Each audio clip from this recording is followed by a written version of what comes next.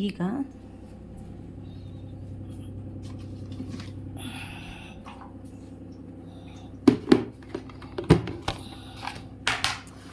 ಅದಕ್ಕೆ ಸ್ವಲ್ಪ ಅರಿಶಿನ ಪುಡಿ ಹಾಕಬೇಕು.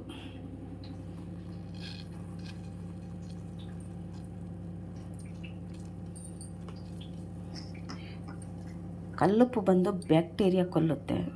ಹಾಗೆ ಅರಿಶಿನ ಪುಡಿ ಬಂದುಬಿಟ್ಟು ಏನೇ ನಂಜಿದ್ರು ಗಂಟಲೆಲ್ಲ ಕ್ಲೀನ್ ಮಾಡುತ್ತೆ.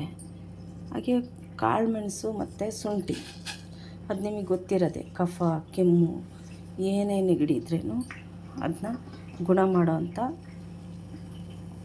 ಎಲ್ಲ ಔಷಧಿ ಅದರಲ್ಲಿದೆ. ಹಾಗಾಗಿ ಇದನ್ನೆಲ್ಲ ಹಾಕಿ ಚೆನ್ನಾಗಿ ಕುದಿಸೋಣ. ಚೆನ್ನಾಗಿ ಕುದಿ ಬರಬೇಕು. ಕುದ್ದದು ದೊಡ್ಡ ಲೋಟದಲ್ಲಿ 1 ಲೋಟದಷ್ಟು ನೀರಿದೆ, ಅದು ಕಮ್ಮಿ ಹಾಕಬೇಕು. ಆಮೇಲೆ ಗಂಟ್ಲಿಗೆ ಎಷ್ಟು ಬಿಸಿ ಬೇಕು ಅಷ್ಟು ಕುಡಿಬೇಕು. ಎಂಥ ಗಂಟ್ಲು ನೋವು, ಕೆಮ್ಮು, ಶೀತ ಇರಲಿ ಕಮ್ಮಿ ಆಗುತ್ತೆ. ನನಗೆ ಕಮ್ಮಿ ಆಗಿದ್ದೆ, ಅದನ್ನ ಕುದ್ದೆ ಕಮ್ಮಿ ಆಯಿತು. ಮಕ್ಕಳಿಂದ ದೊಡ್ಡವ್ರವರೆಗೆ ಕುಡಿಬೋದು.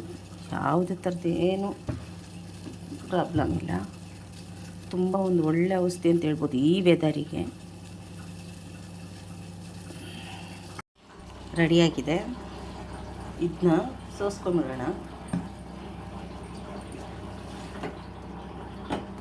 ನಾನು ಈಗಷ್ಟೇ ಟ್ಯಾಬ್ಲೆಟ್ ತೊಗೊಂಡಿದ್ದೀನಿ ಥೈರಾಯ್ಡು. ಒಂದು 1/2 ಅವರ್ ಬಿಟ್ಟು ಇದನ್ನ ನಾನು ಕುಡಿತೀನಿ. ಅಷ್ಟೊತ್ತಿಗೆ ಸ್ವಲ್ಪ ತಣ್ಣಗಾಗಿರುತ್ತೆ, ಆವಾಗ ಕುಡಿತೀನಿ. ನೀವು ನೋಡ್ಬೋದು,